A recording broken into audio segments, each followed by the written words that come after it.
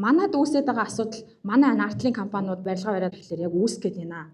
Юу болоод байна гэхээр манайх маш жоохон газартай учраас барилгаа ингээд сайн явуулаад ирж байна.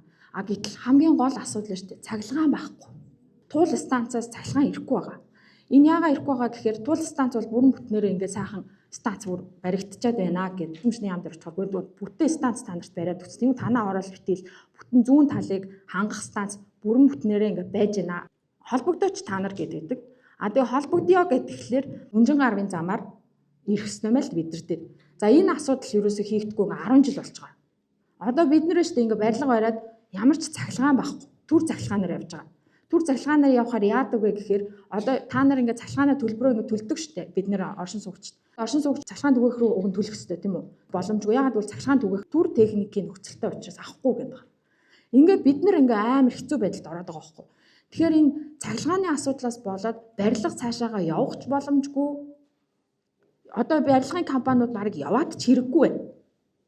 Яагаад вэ гэхээр барилга барьчаад холбогдох гэхээр цахилгаан байхгүй байгаа байхгүй юу? Тэрнээс ч болоод энэ компаниуд ер нь бас сайн явж чадахгүй байна. Амар удаан байна гэдэг байгаа чинь бас тэрнтэй шууд холбоотой.